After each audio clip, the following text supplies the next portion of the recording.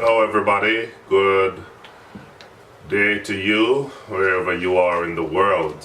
Just welcome you once again to my show, the Stephen Williams Show, where I seek to educate you on matters of finance as a former financial advisor in Jamaica.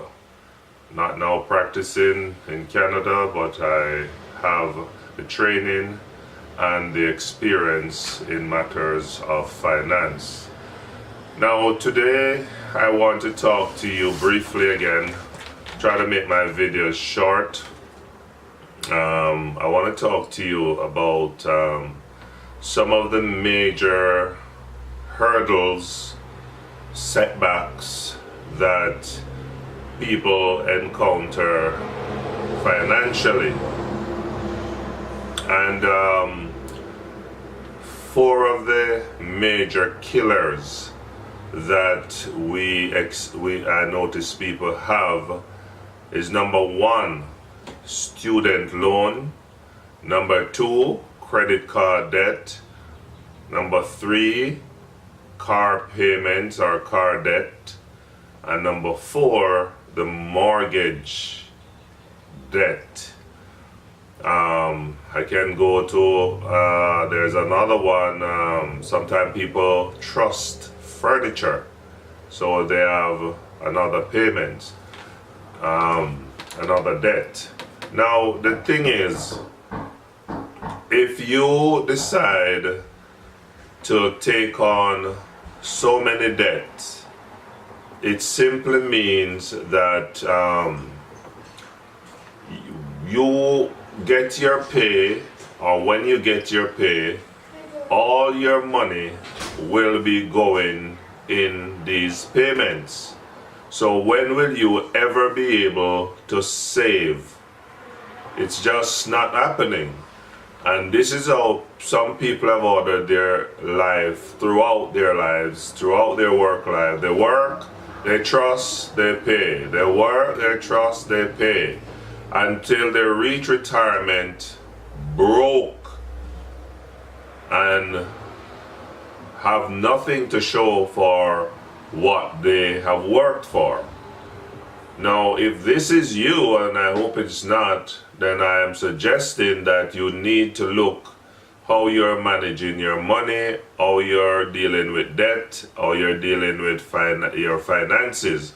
Because if every month that you get your pay, it's going into payments, that simply means you have nothing left to save.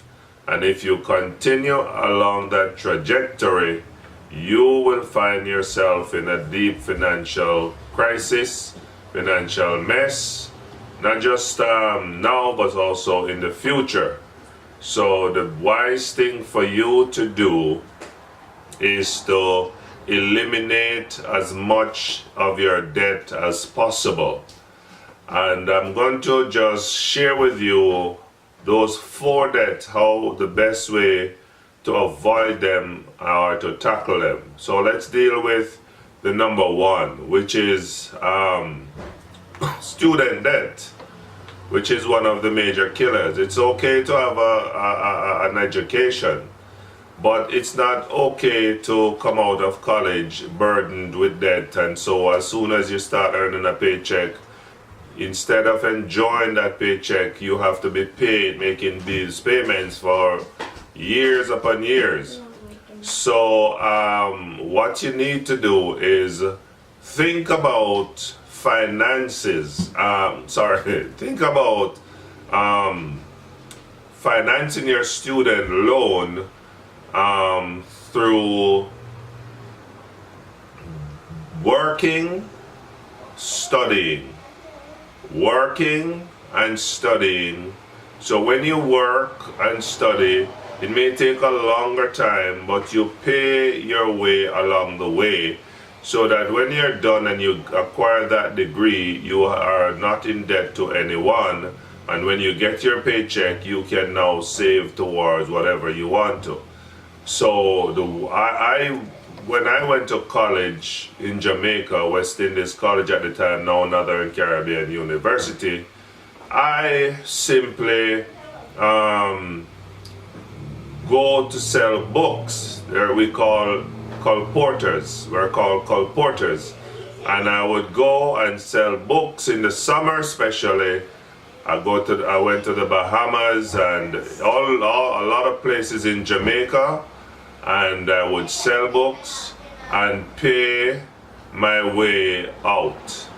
All right, so I never had, and I graduated without owing the college any money. So this is one way to think of financing your education, by simply working and studying and doing something to make yourself, to send yourself through college, rather than just take the easy way, fill out some forms, get yourself in deep trouble and deep debt. All right, so that's one. The number two I spoke about was car debt. Now, it is always so wonderful and give you such a lovely feeling to step into a new car. Like just yesterday as I talk, my son said that he wanted to test drive a Benz, and he'd been asking me. So I stopped along the way coming home, and I test drive a Benz, and man, oh man, the Benz value 79,000. By the time you add it all up, taxes and things like that, you're looking at $100,000 car. But the feel, it's so wonderful to be in a new Benz and feeling good.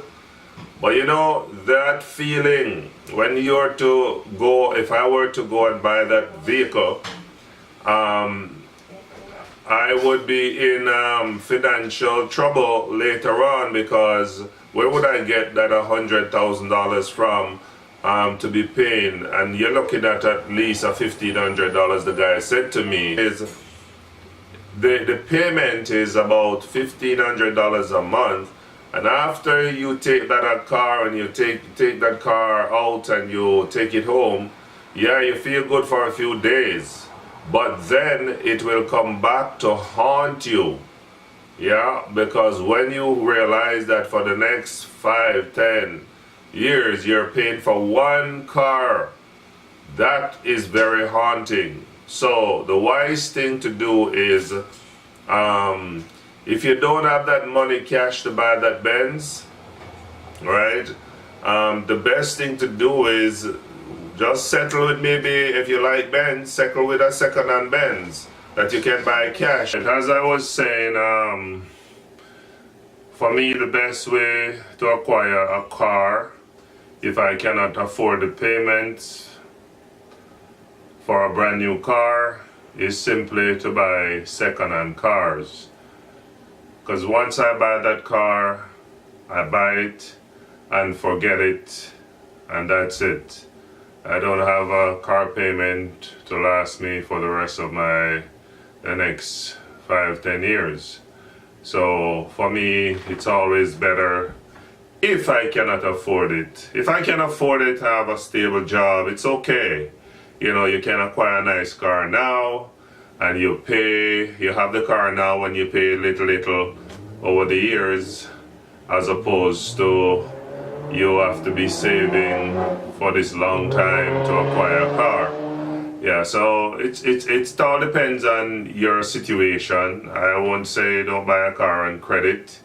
I will just say you have to know your situation and deal with it accordingly, But just remember, when you take on these debts, they're gonna stick with you for a long time, and if your situation change, you can find yourself in trouble. So for me, I've been living in Canada for the past 9 years, and I've been always tempted to buy a new car, to go to a dealer and take out a car on credit and have a monthly payment, but I said, nah, I will work with my old car.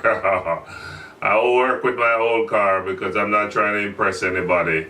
So I drive old cars, and they take me where I want to go. I've driven to as far as New York once in an old 1997 Nissan Quest, and it takes me there and bring me back. That's all I wanted to do. As long as the car takes me where I want to go, it's not breaking down on me, I'm good. It's a different thing now when it's you buy a car, it's breaking down on you, then you're tempted to, just go take out a car on credit. And as I say, it's okay if you have the money to pay and you're prepared mentally to do that for the next 7, 8 years, 10 years, whatever. The next thing, let's call it solution. Credit card. Wow, this is a big one. It's so convenient to pull out your credit card and to buy stuff, yeah?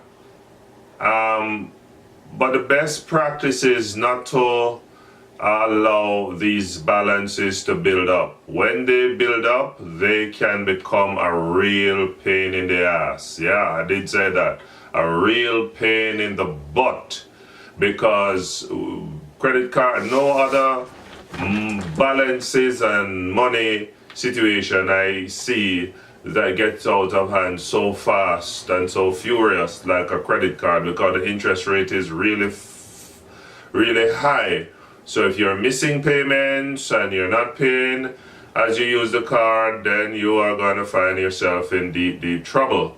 So what I would advise people to do, if you have $1,000 to spend and you have a credit card for $2,000, you have $1,000 cash and you want to spend $1,000 off the credit card and you have the cash, yeah, use the credit card, but then use the cash and pay it back right away.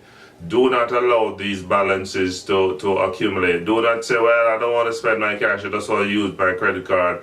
And you use the credit card and use the credit card and you have 1, 2, 3, 4, 5, 6, 7, 8, 9, 10, 35 credit cards. 40 credit cards, yeah, and you use one to pay the other, and you're asking for trouble. You're asking for trouble when you do that, because one thing I've learned: never you borrow money to pay on a loan. That makes no sense. What you need to do is acquire more income to pay loan, not borrow money to pay money that you owe. All right. So credit cards are very convenient. They're good to have. I can't live without it when I want to buy a plane ticket or go far, go some, like in the States. I use my credit card because they don't accept Canadian cash most places. And sometimes I don't have the time to go and change to US dollars, so I use my credit card. When I come home, if it's $1,000 I use, I make sure I pay that $1,000 or at least $800 or whatever big. I don't want that balance to get out of hand. All right, so do not run yourself a wreck. Be careful when you're using credit card. Finally, the mortgage. This is the biggest debt that most of us have. For me, having a mortgage is good because nothing saves money like a mortgage. It's a compulsory saving, and with time, the passage of time, real estate tend to acquire value. So if you buy an old house and you fix it up, that house can become more valuable than you paid for it. And most time, as I say, the prices skyrocket. I look out for opportunity. Like the other day, real estate was just like going crazy mad. Crazy things were happening here in Canada. The price were just going up, and I've heard of people who have a house that value $300,000, and before you know it, it values $700,000. So what the wise people do, they sell that house for the $700,000, pay off the bank the $300,000, and buy a house for $200,000 and have $200,000 in the bank. Yes, the house that they buy may be not in the area where the jobs are, but at least you own a home and it's paid off, right? So that's one way to do. If you have equity in your home that can buy a house in a far distant, where you have to travel maybe 2 hours, at least you have the security of knowing for your old age you have acquired a home and it's paid off. It gives you financial peace of mind and financial security. So I did that. I took advantage of a situation that was just getting out of hand, and I am glad I made that move. So today, I feel freedom because I knew what to do to take opportunity that knocks. And when the opportunity comes knocking, we have to look out for them and make use of them. Otherwise, you can be just paying for one house for the rest of your life, to the next 25 years, and when you're old and gray, you're still paying for this house, and you have a mortgage that is going to take you right into retirement, and then if you have a mortgage in retirement, you're going to be in problems, because most time the retirement money that the government gives is never enough. And as I've said in previous video, that is why you have a lot of old people who are retired are still working, because they're just not making it financially, because they have a mortgage, they have other bills to pay, and their home is not paid off. So the money that the government give them is just enough to pay the mortgage. Sometimes there's not much left to buy food and to pay the other bills that come with owning a home. So my encouragement to you is pay down that mortgage, or look out for an opportunity when you have equity in your home. If you can buy something in a small, a cheaper area where you may have to travel, I would advise people to do that. Or you can just buy that, rent it out, still rent where you work, and at least you know that you have something put aside for old age and for your kids and for posterity, right? Yeah, so I think that's it. I hope that you've learned something once more. Thank you for joining me. Please remember to like, subscribe, share, give a thumbs up, give a thumbs down if you don't like it, comment, pass it on to others that they can learn, because a lot of people are creating a lot of financial problems because they're not aware of certain things. And I will talk to you next time about, I think I want to touch on life insurance, how important life insurance is, because that's what I used to major in, life insurance, as a financial advisor in Jamaica. Thank you once again for tuning in. I hope that you've learned something. God bless and goodbye until I see you again. Bye bye.